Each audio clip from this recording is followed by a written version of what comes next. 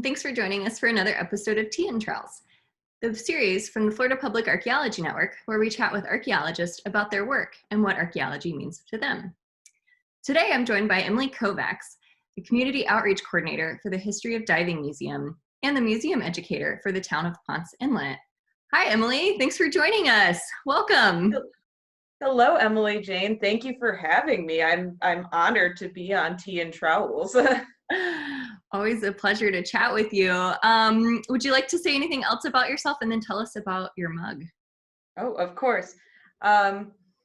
Just a little bit about me. I am juggling both jobs right now. So I'm living in New Smyrna Beach, working at the museum in the town of Ponce Inlet, but I am still remotely working for the History of Diving Museum down in Islamorada in the Florida Keys. So it kind of depends on what hat I'm wearing that you see me.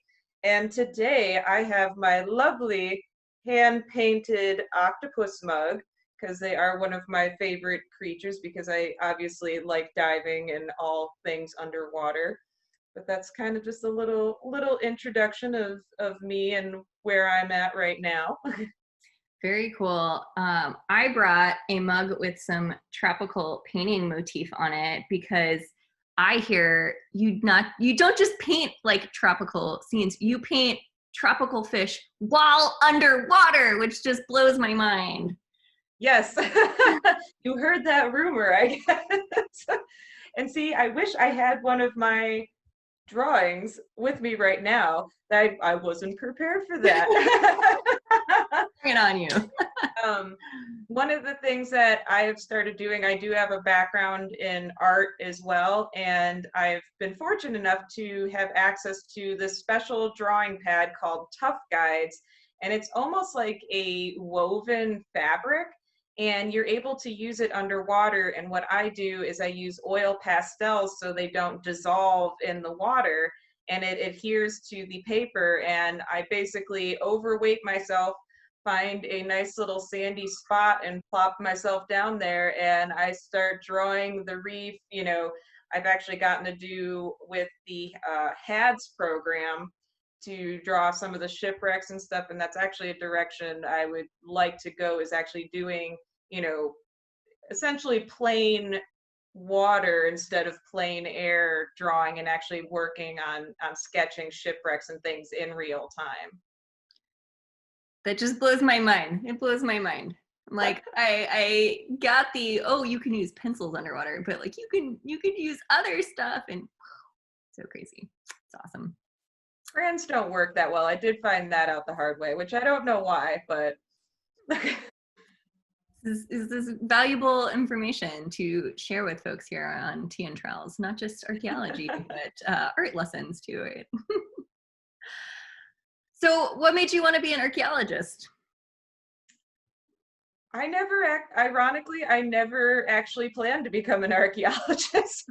I'll admit that. I wanted to be a marine biologist, but while I was attending the Florida Keys Community College, I was introduced to underwater archaeology, and I was fortunate enough to do a 5-week internship with RPM Nautical Foundation in the Mediterranean. And we were using sonar to side scan sonar and sector scan sonar to look for ancient Greek and Roman shipwrecks. And I was like, wow, this is really cool. I didn't even know this was a thing. And so I transferred to University of West Florida to finish my bachelor's, and I dove head on into underwater archaeology and terrestrial archaeology. And what I liked about it is I've always been passionate about history and everything, so that was always there. But actually, getting the hands-on aspect of it and being able then to share it, which is what I like doing through both museums that I'm at, and also working with FPAN, which is a big part of that. So in a weird roundabout way, it makes sense that I went into archaeology, even if at this exact moment I might not be doing it. I'm still helping share the knowledge of it to the public. you're doing the last step of archaeology, as we always, public archaeologists were always like, yeah. But that's part of it. If we're not sharing the information, it's like, why go do all this work just to shove it Right. on a bookshelf somewhere? So very cool. Well, tell us a little bit about your research in 30 seconds, a minute. Yeah. Like I said, since I'm obviously not working on any fun, excavations right now, my research essentially is, having just moved to New Smyrna Beach and working with Ponce Inlet, is I'm learning all of the history of this section, central East Coast Florida, because I'm familiar with the Panhandle area, I'm familiar with South Florida and the Keys and Everglades, but this part of Florida was completely foreign to me.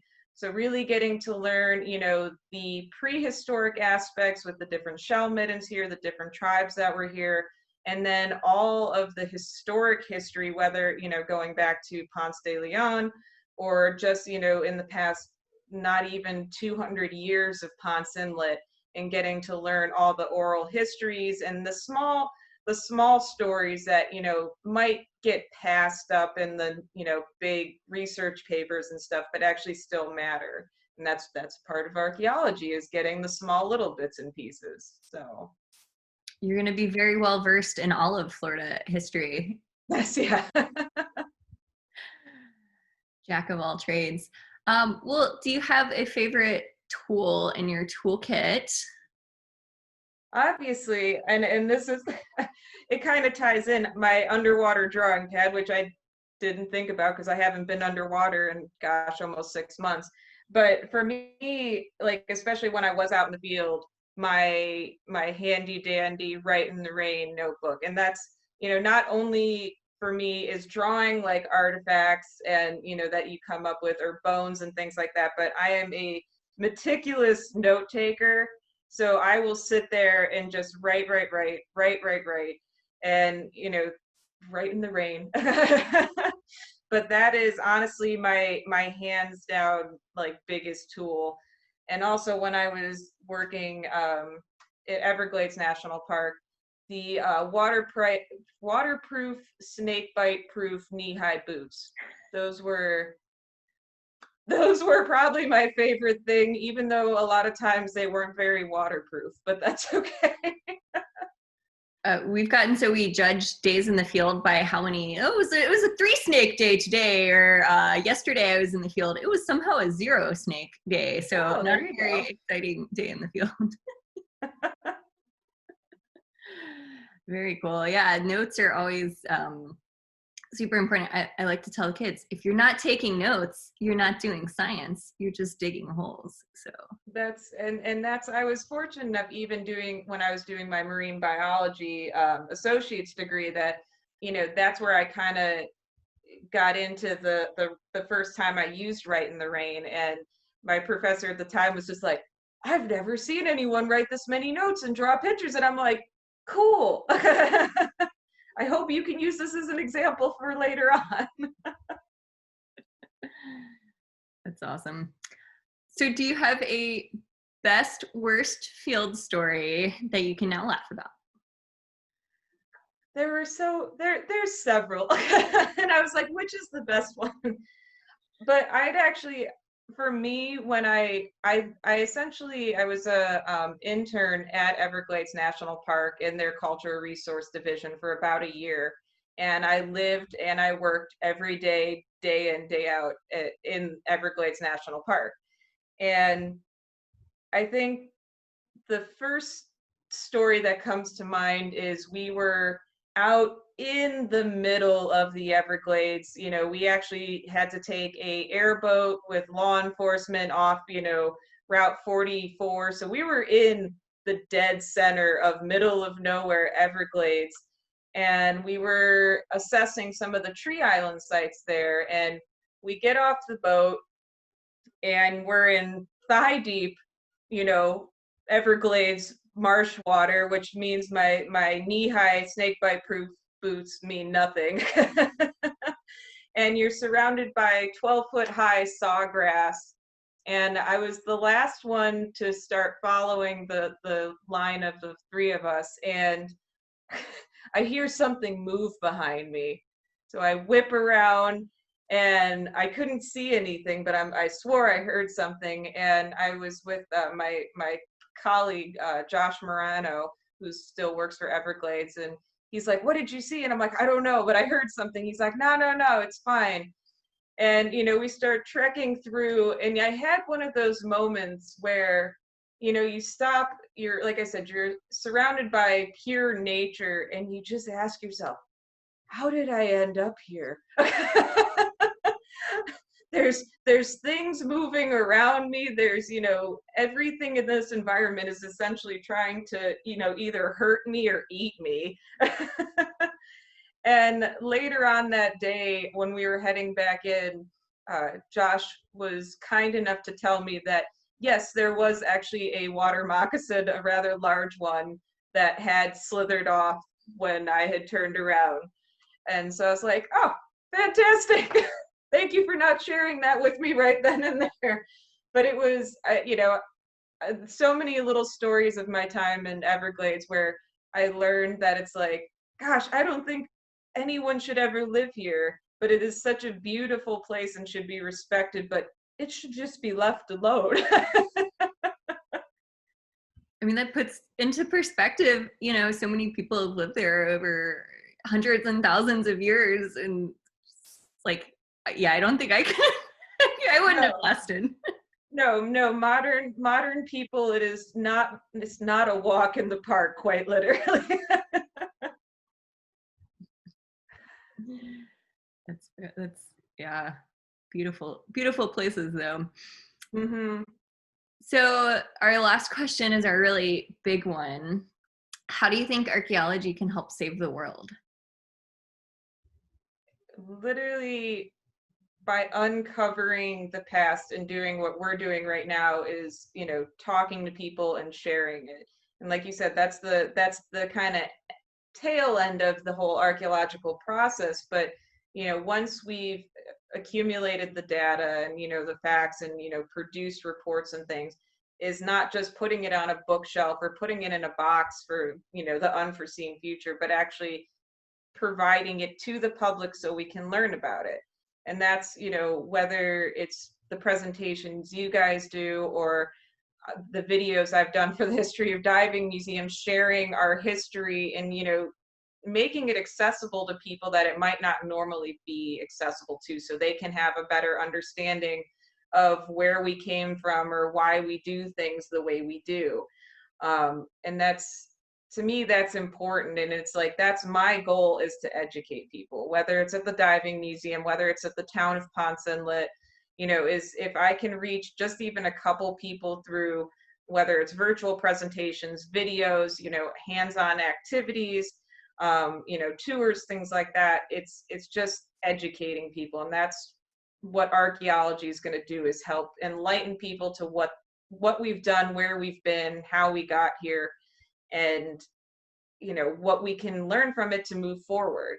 And I know that's a big topic in a lot of today's world, is how do we learn from some of the mistakes or things and move forward with that. So I think that is the biggest thing that archaeology is going to change the world, is providing the public with education and outreach, and then helping them stay informed about what's going on in the world, or what used to go on in the world around them. So yeah, you have to understand the past to understand the present and to move into the future. Yeah. So we do have a bonus question.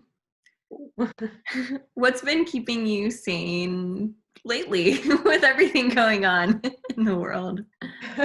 That's an excellent question, because moving in the middle of a pandemic to a new area is tricky, because your social life is not really existent.